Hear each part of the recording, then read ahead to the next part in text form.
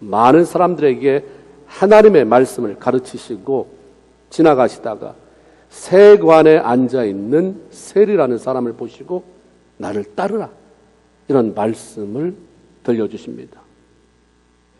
열심히 일하고 있어요. 예수님이 오실 것을 기대도 못했어요. 난데없이 예수님이 너 나 따라라.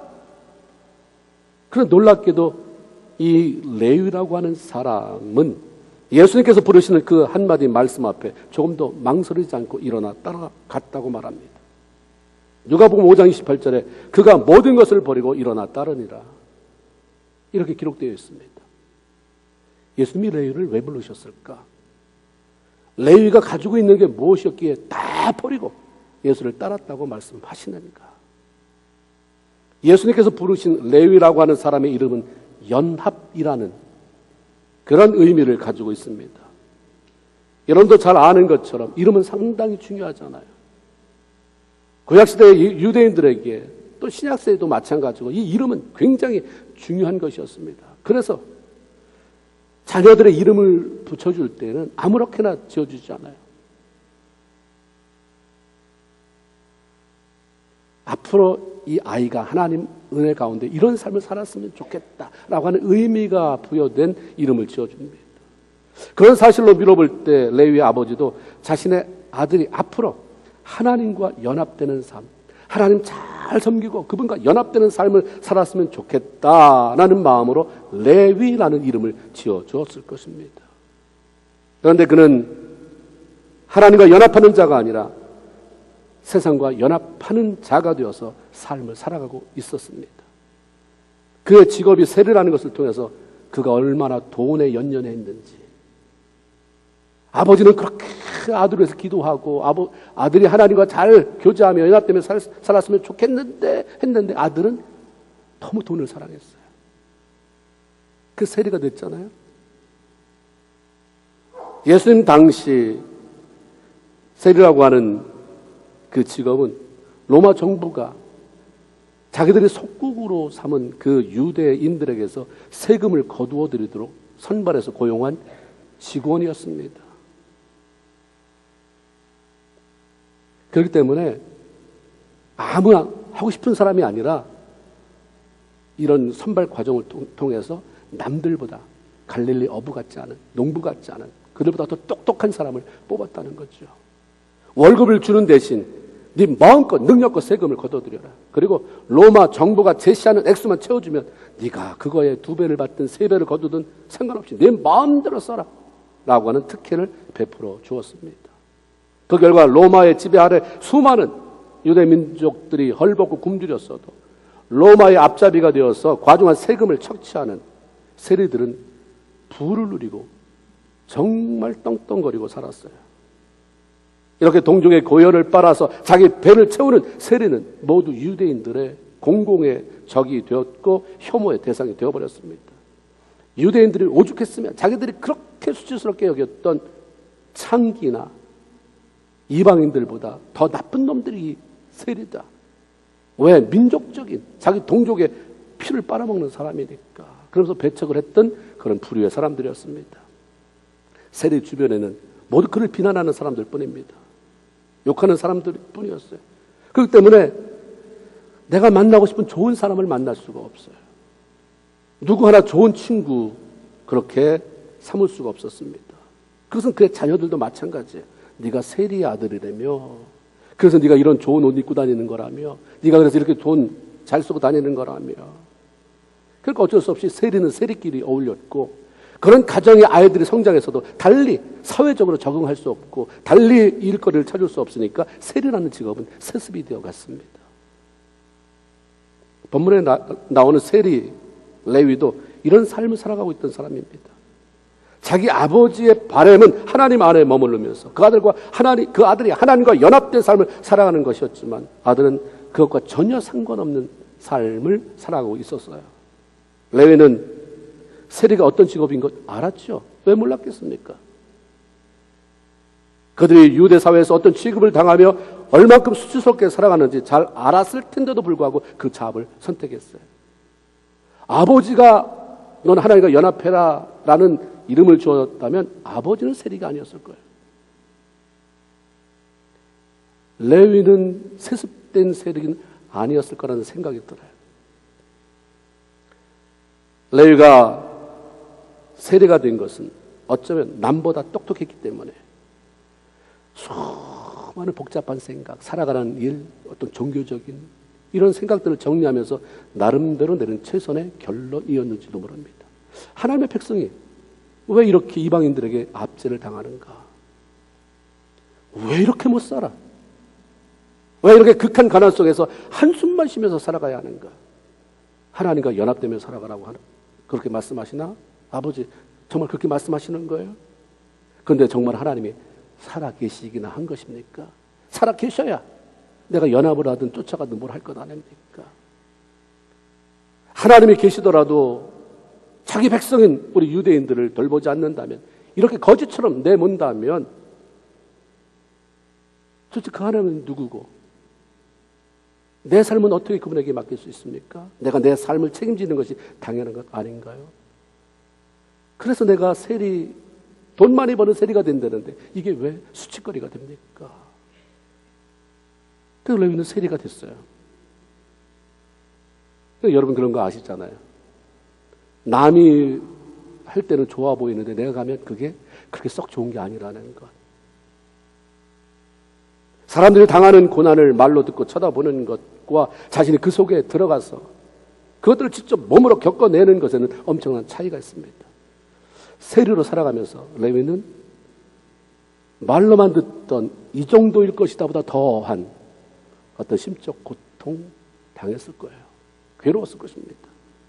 시간이 지나가면서 많은 돈은 모았겠지만 동시에 동족들로부터 외면을 당하고 조롱당하며 느끼는 외로움, 죄책감, 불안감, 자식들에 대한 장래 걱정 점점 크게 자리 잡았을 것은 뻔합니다. 그런 감정들은 레위의 삶을 아주 고통스럽게 만들었습니다. 만져보지 못했을 때는 돈이 힘이다. 레위라고 세리라고 비웃어 돈이 써봐라. 모두가 나한테 무릎 꿇게 될 거다. 부러워할 거다. 누구도 나를 함부로 대할 수 없을 것이다. 이렇게 생각했을 것이고, 로마라고 하는 막강한 힘을 가진 그 정부의 보호 아래 살아가면 누구도 나를 건드릴 수 없이 난 평안하게 살 것이다. 아무리 내가 돈을 모아도 불안해하지 않을 것은 로마가 지켜줄 것이니까 난 안전하게 살 수 있을 것이다 라는 생각을 했을 것입니다. 그런데 정작 그를 괴롭힌 것은 자기 동족이 아니에요. 자기 자신이었습니다. 정말 시간이 갈수록 해결할 수 없는 많은 생각들이 그를 가만두지 않았을 것이고, 그러던 차에 예수의 소문을 들은 거죠. 세금을 거두기 위해서 많은 사람을 만나야 했을 레위가 귀신을 쫓아냈다, 중풍병자를 고쳤다, 문둥병자를 고쳤다, 죽은 자도 살아났다, 이런 엄청난 기적을 일으켜서 모든 사람의 입에 매일같이 오르내리는 예수님에 대한 이야기를 못 들었을 리가 없어요. 어쩌면 삭개오처럼 예수님을 보기 위해서 뽕나무 위로 올라가는 용기는 없었어도 그 자리에 가서 군중 속에 섞여 예수님의 말씀을 듣고 왔는지도 모르겠습니다. 그런 그의 마음에 찾아온 것이 자기 삶에 대한 회의예요. 하나님에 대한 갈망. 그것이 바로 예수님으로 하여금 세리가 있는 세관 그쪽으로 지나가게 만든 요인이었습니다. 14절에 지나가시다가 레위를 불렀대요. 어떻게 들으면 우연인 것 같아요. 지나가시다가 보니까 뭐가 필이 왔나 보다. 필이 꽂혔나 보다. 그래도 한번 와볼래? 기도도 안 하고 오면 좀 가고 아니면 말고. 이런 게 아니라는 것입니다. 레위를 만나시고 그를 부르시기 위해 분명히 계획되고 목적하신 지나가심이었습니다. 당시 세리가 한두 사람입니까? 근데 왜 하필이면 레위를 찾아가셨을까?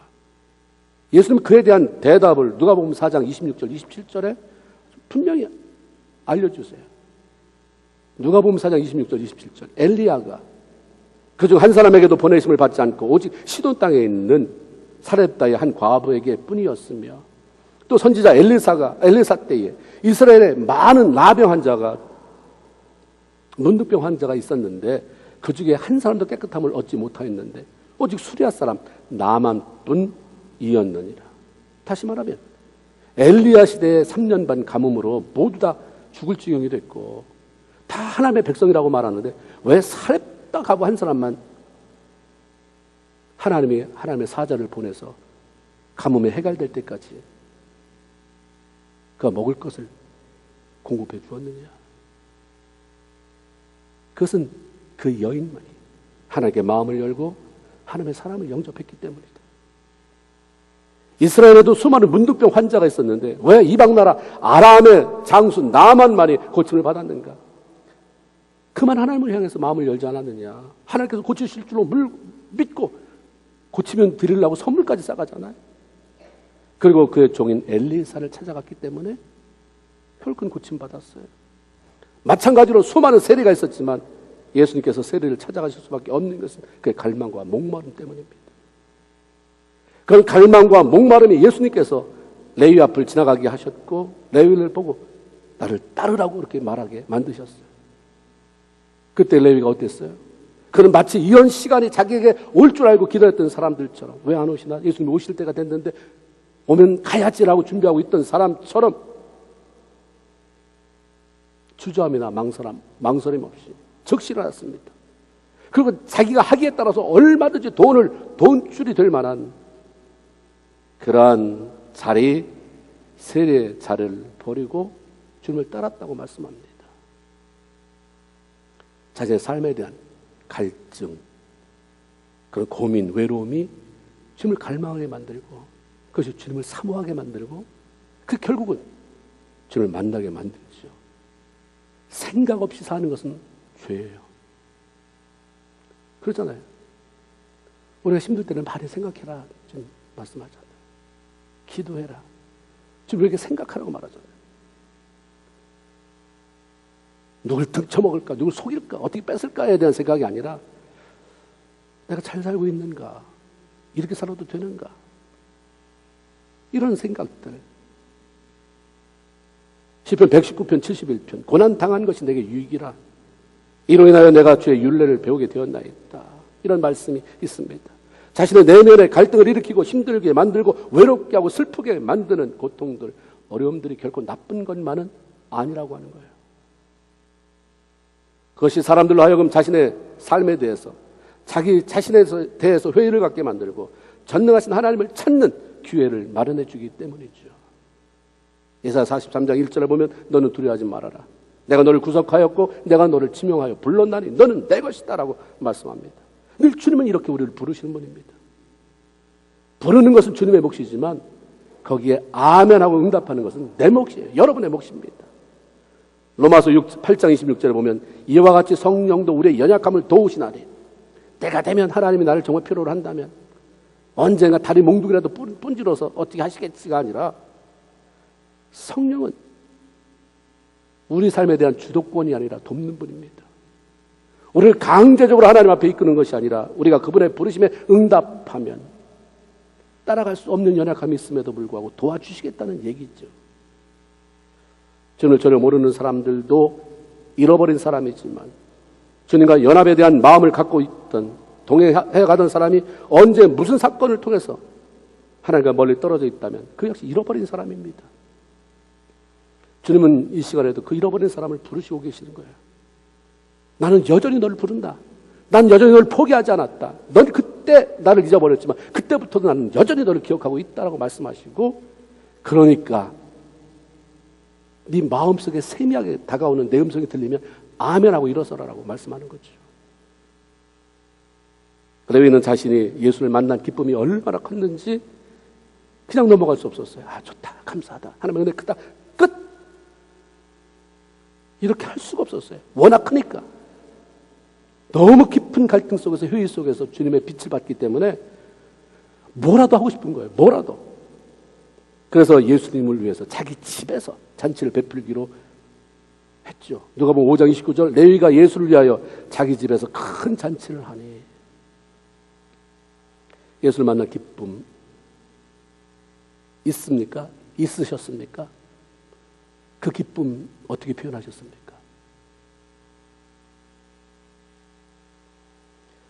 우리가 예수 믿으면 공짜를 너무 좋아하는 것 같아요. 예수는 말할 수 없는 대가를 치르셨는데 우리는 너무 그래서 뭐라도 하나라도 가져가야지. 그렇지 않으면 섭섭함. 혹 그런 거 있으십니까? 있어서 물어보는 게 아니라 있냐고 물어보는 거예요. 없으면 말고요. 우리가 하나님 앞에 그런 마음이 있어요. 표현하고 싶은 마음. 레위가 큰 잔치를 베풀었다고 하는 것은 그가 진정으로 구원받고 은혜를 받았다는 것을 말해줍니다. 잔치를 통해서 구원받은 자의 그 기쁨, 예수님께 대한 고마움과 자기 내면의 그 감격을 표현하고 싶었던 거죠. 우리 하나님 앞에나 교회를 섬기는 일에 교회를 내가 다녔는데 안 할 수 없으니까는 시험 들 수 있는 그런 바닥을 깔아놓고 하는 거예요. 이런 감사 감격인데 내가 뭐라도 하지 않을 수 없는데 내가 뭘 할까? 나는 시간은 있다. 나는 돈은 있다. 나는 건강은 있다. 내가 있는 것 가지고 뭘 할까? 시간이 있어도 돈 없다고 말하면서 돈이 없어서 못한다. 돈이 있는데 나는 뭐가 없어서 못한다. 그 결국 안 한다. 그 기쁨이 지속되지 않을 때가 참 많아요. 예수님은 자신의 제자된 세리 레위에게 이름 지어주잖아요. 나중에. 이 세리 레위가 누굽니까? 마태복음을 쓴 그 마태예요. 그 마태가 자기 쓸 때 제자 이름 하면서 자기 이름 앞에 세리 마태 이렇게 썼어요. 전에 자기 직이 세리였다는 걸 부끄러워하지 않아요. 그 이름 마태가 뭡니까? 여호와의 선물이다. 이런 의미가 있습니다.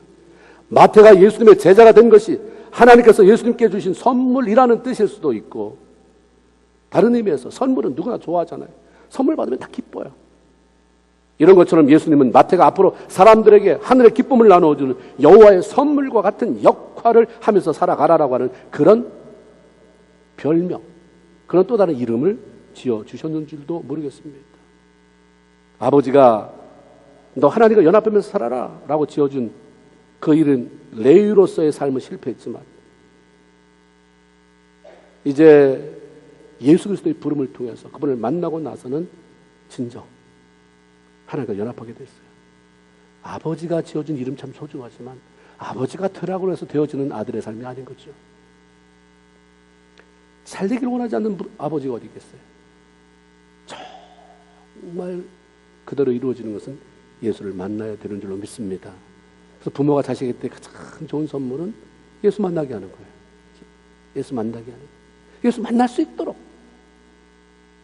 그래서 내 고집을 좀 꺾으면, 우리 아들이 마음을 연다면 내가 고집을 꺾는 것이고, 내가 이런 걸 좀 포기하고 하나님 기뻐하는 삶으로의 전향해서 아들이 보고 그렇게 할 수 있다면 그렇게 하는 것이고, 하나님께 연결시켜줘요.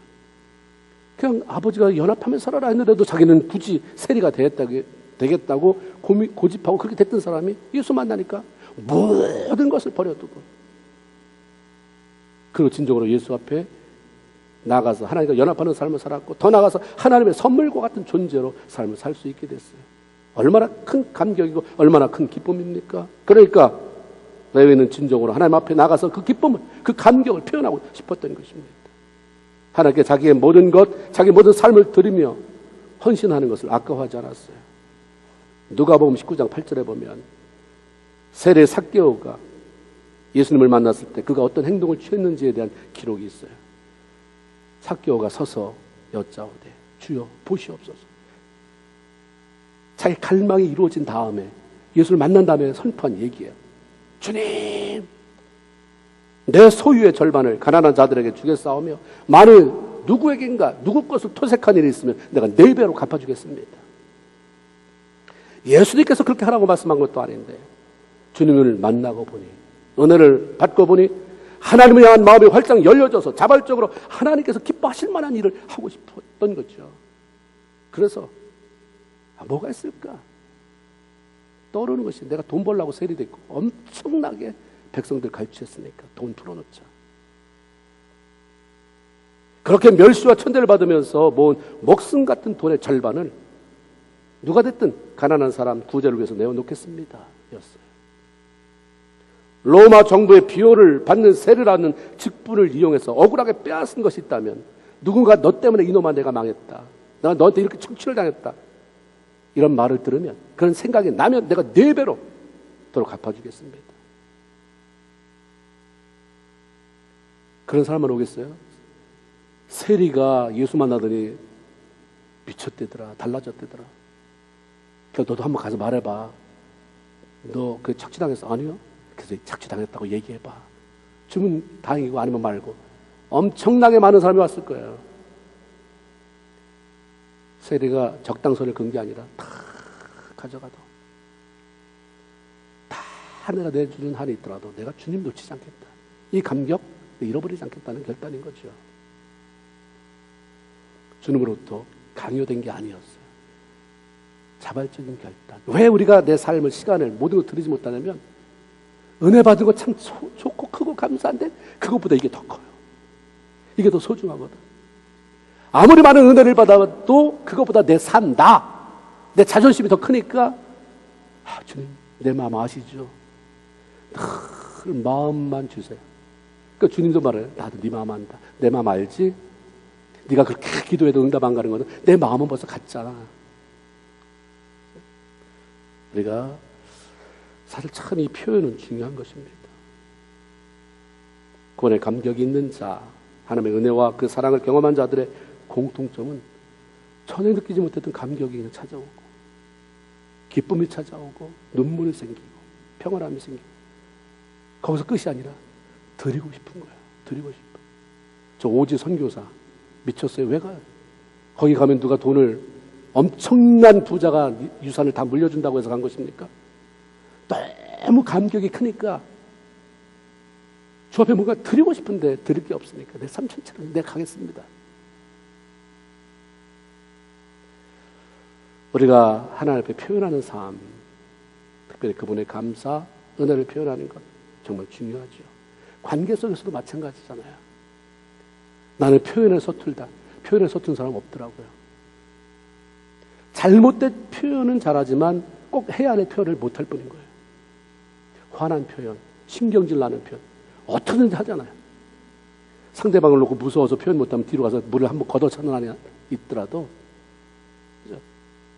부모에게 야단맞은 아이가 부모에게 대들 수는 없으니까 뒤로 가서 강아지 한번 걷어차고 깨갱거리는 소리에 희열을 느끼는 것처럼 표현한단 말이에요. 못마땅한 표현, 화가 난 표현, 나 너 싫다는 표현은 잘하면서 왜 감사한 마음은 표현 못하나? 왜 고마운 마음은 표현 못하나? 왜 그런 데는 너무 서툴고 인색하고 그래서 바꿔보려고 하지 않는가? 레이가 예수님을 자기 집에 초대했을 때에 예수님의 제자들 외에 그 집에 찾아온 사람들은 바로 많은 세리와 죄인들이었다고 말합니다. 15절에 이런 사람이 세리와 죄인들, 여기서 말하는 죄인들은 주로 창녀들도 포함됩니다. 이런 사람이 많이 예수님을 따랐더라라고 말합니다. 종교인들, 바리새인, 사두개인들, 제사장들, 그 당시에 사람들로 하여금 존경받던 그런 종교인들이 예수를 이단자라고 말하며 죽이려고 할 때에 어떻게 세리와 창녀들, 죄인들은 그렇게도 많이 예수님 앞으로 꾸역꾸역 찾아 나왔던 것일까? 그것은 예수를 통해 진정한 하나님의 사랑을 느낄 수 있었기 때문이죠. 처음 들어본 말이기 때문에 지적 호기심 때문이 아니라 그냥 거기서 느껴지는 사랑 때문이에요. 다른 종교인들에게서 느껴보지 못했던 말은 하나님의 사랑이라고 말하는데 그 사랑이 느껴지지 않는 그런 삶을 살다가 사랑이라고 말을 하지 않아도 저게 사랑이구나 느껴지는 그 예수님의 모습을 보면서 가장 추하다고 더럽다고 소외당한다고 생각했던 사람이 두려움 없이 주 앞에 나온 거죠. 바리새인들이나 서기관 율법사들의 말은 다 옳은 말만 했어요. 근데 마음을 움직이지 못하죠. 왜 예수 믿는 사람이 말이 많다고 말할까요? 너 예수쟁이지. 알아, 예수쟁이든 말만 해. 말은 많은데 감동이 안 되는 거죠. 너나 잘 사세요가 되는 거예요. 감동해서 그렇구나. 나는 언제 저렇게 살아볼 수 있을까? 나도 저런 삶이 가능할까가 돼야 되는데 그냥 말이 다 잘난 척하는 것만 들리니까 알았어, 너나 잘 살아. 모두 맞는 말은 하지만 이 종교적인 사람들의 우월감에 사로잡힌 것, 영이 메말라 버린 그들의 말에는 아무런 감동이 나오지 않았어요. 삶의 변화에 대한 어떤 동기부여도 되지가 않았습니다. 그래서 예수님은 병자를 고치고 귀신들을 쫓아내시는 기적을 행하시면서도 본의적이지가 않아요. 그냥 그분의 눈빛에서, 말에서, 행동에서 사랑이 그냥 풀풀풀 풍겨 나오는 것을 느끼게 됩니다. 권세와 능력을 가진 윗사람이라고 해서 무엇을 요구하지도 않았어요. 무조건 야단치거나 강요하지도 않았어요. 오히려 낮은 자리에서 섬기면서 그 사람이 아이든 여자든 종이든 세리든 창기든 신분에 차별을 두지 않고 끌어안아 주셨습니다. 그러니까 그 메시지가 다 이해되지 못해도 천국 죽지 않았는데 어떻게 가서 거기를 알까? 거듭남? 어떻게 다시 태어난단 말인가? 저 이해되지 않는 말이 참 많이 있었어도 그 예수님이 좋은 거야. 그런 거 있잖아요. 저는 말주변 참 없다. 말하면 말이 딱딱딱딱 끊어져 버리고 때로는 말을 투명스럽게 해서 억장이 무너지게 한다. 근데 말은 투박스러운데 참 사람이 좋아. 있으면 편안해. 있으면 그냥 의지가 돼. 무슨 말을 안 들어도 그냥 있는 것만으로 너무 좋아. 이런 사람이 있잖아요. 예수님이 그런 분이셨어요. 세리와 창기들에게는. 자꾸 모이는 거예요. 그러니까 그 주변에 자꾸 사람이 모여요. 세리와 창기 같은 사람들도 다른 사람은 뭐라고 말하지 않아도 따가운 시선, 자꾸 흘끗흘끗 쳐다보고 뭐라고 수근거리는 것 같아서 사람 있는 곳에는 모이기 참 얼굴 따갑고 못 갔는데 그냥 예수님은 그냥 얼굴만이라도 보고 싶은 거죠. 외면하지 아니하고 자기를 대우하시는 그분이 너무 좋아서 모여들었습니다. 누군가의 앞에 서는 리더가 된다는 것, 어른이 된다는 것은 굉장히 중요한 일입니다. 그러나 누군가에게 기댈 수 있고 따를 수 있는 그런 어른이 된다고 하는 것은 더 중요한 일입니다. 단지 어른 행세를 하는 것은 유치한 일이지만 어른이 되어주는 것은 정말 해야 되는 일이죠. 섬김과 친화력을 가진 매력 있는 어른 주변에는 사람이 모이지만 그냥 어른 행세만 하려고 하는 사람 주변에는 사람들이 어려워지는 거예요. 떠나게 되는 거죠. 누구나 다 나이가 먹어갈 거 아니야. 20대가 20대에 머물러 있겠습니까? 30대가 30대가 머물러 있겠습니까? 저도 한때는 여기 교회 시작할 때 30대였음을 꼭 기억해 주시기 바랍니다. 근데 나이가 들어가잖아요. 그러면 어른이 돼가는 거예요. 어느 날 목회자 모임에 갔더니 제가 제일 어린 사람으로 의회분들을 섬겼는데 어느 날 제가 가서 컵을 가져오려니까 목사님이 어르신은 앉아 계시라는 말에 제가 쇼크를 받고 왔어요. 그만큼 나이가 제가 많이 세월이 흐르면서 그렇게 됐어요. 어른이 되는 건 참 안 될 수가 없는데 어른이 되잖아요. 나이 먹어가서 그냥 저절로 그냥 어른이 아닌, 그래서 어른 행세를 하는 어른이 아닌 정말 누군가 기댈 수 있는, 그렇죠? 아름다운 영향력을 끼치고 자꾸 그 앞에 모이고 싶은. 왜 왔는데? 그냥요. 왜 안 오냐고 야단치기보다 그냥 그렇게 따르게 만드는, 이런 어른이 되면 참 좋겠다. 예수님은 33세에 돌아가셨는데도 어른이셨어요. 어른 행세하지 않는 정말 어른. 구원받은 레위의 집에 초청되어서 그 집에 들어가 다른 세리들이나 창녀들과 함께 식사하는 모습이 종교인들의 마음을 막 거슬리게 만들었어요. 불편하게 했습니다. 하나님을 잘 믿는다고 하고 누구보다도 거룩하다고 그렇게 거룩한 척하는 바리새인, 사두개인들, 종교인들의 눈에는 예수님의 행동이 너무 위험천만했습니다. 불경스러워 보였어요. 하나님의 아들이라고 말하고 자기 입으로 메시아라고 하는 그런 사람이 어떻게 저렇게 더러운 세리들과 창녀들과 함께 앉아서 그렇게 떠들고 웃어대고 먹고 마시고 어떻게 저런 파티를 할 수 있겠느냐. 그러니까 노골적으로 예수님 들으라고 16절을 보면, 야, 네 선생은 어찌해서 세리와 창기들과 함께 먹느냐. 어떻게 죄인들과 저렇게 허물없이 아주 죽고 못 사네. 누가 보면 7장 34절에 보면, 야, 네 선생 예수는 먹기를 탐하고 포도주를 즐기는 사람이고 세리와 죄인의 친구다 라고 비아냥거립니다. 이 종교인들의 문제가 뭡니까? 자기들이 가지고 있는 고정관념을 버리지 못하는 거예요. 사람에 대한 사랑은 던져버리고 율법과 전통에 갇혀버려 다른 사람도 거기에 딱 가두려고 하는 거죠. 하나님의 사랑의 잣대로 사람을 바라보기보다는 다른 사람은 자기 잣대로 자꾸 재해서 판단합니다. 꼭 자기 마음에 들어야 될 이유가 어디 있어요? 자신들이 아무리 종교 지도자라 할지라도 자기들이 우겨대는 기준이 다 맞다고 하는 보장이 어디 있습니까? 다 자기가 하라는 대로 해야 되는 거예요. 그러니까 이들은 남을 인정하지 못합니다. 칭찬하고 격려해 주는 일에 인색해요. 비방하고 정죄하는 일에는 너무 능숙합니다. 오랜 세월 신앙생활 해 온다고 하는 사람, 내가 잘 믿는 사람, 잘 믿는다고 그래서 남의 말을 듣기 싫어하고 그냥 뭔가 자꾸 훈계하고 뭐 충고 주려고 하는 사람들, 그럴수록 우리 스스로에게 자주 물어보아야 할 그러한 일들이 있습니다. 내가 정말 하나님의 말씀대로 하나님을 잘 믿고 있는가? 내 방식대로 잘 믿는 건 소용없어요. 하나님의 방식대로, 말씀이 원하는 대로 하나님을 잘 믿고 있는가? 오래 예수 믿으면 말씀은 사라져버리고 내 방식이 생겨요. 나는 정말 하나님의 말씀대로, 하나님의 방법대로 잘 믿는 사람인가? 마음속에 하나님의 법인, 사랑의 법은 사라지고 내 법, 내 잣대로 사람을 판단하고 정죄하지는 않는가? 교회는 왜 나오고 있는가? 교회의 생활을 통해서 하나님이 나를 통해 섬김을 받으시는가? 이웃이 섬김을 받고 있는가?